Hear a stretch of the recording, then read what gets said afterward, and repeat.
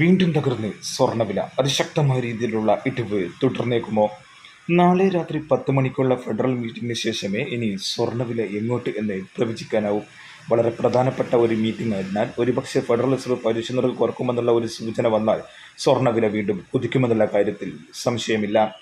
അതേസമയം അതുമായി ബന്ധപ്പെട്ട ചർച്ചകൾ വന്നില്ലെങ്കിൽ സ്വർണ്ണവില വീണ്ടും ഇടിഞ്ഞേക്കും.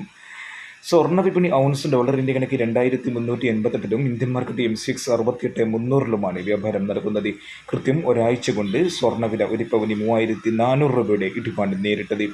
കേന്ദ്ര ബജറ്റിനെ തുടർന്ന് സ്വർണ്ണവില ഓരോ നിമിഷത്തിലും ഇടിയുന്ന കാഴ്ചയായിരുന്നു കണ്ടത്.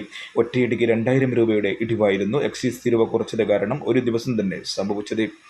അതേസമയം സ്വർണ്ണവില ഇന്ന് വീണ്ടും കുറഞ്ഞു. ഗ്രാമിന് 50,560 വ്യാപാരം നടക്കുന്നത്.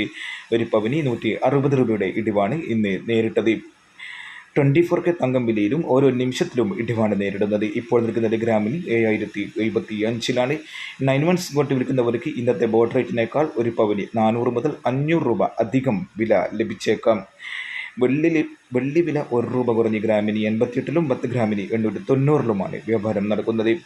കൃത്യമായി നേരത്തെയും സ്വർണ്ണവില അറിയാനും സ്വർണ്ണ വിപണിയിൽ വരുന്ന മാറ്റങ്ങളെക്കുറിച്ചുള്ള സൂചന അറിയാനും ഈ ചാനൽ സബ്സ്ക്രൈബ് ചെയ്ത് തൊട്ടപ്പുറത്തുള്ള ബെൽ ബട്ടൺ കൂടി എനേബിൾ ചെയ്യൂ. Thank you for watching. Thank you.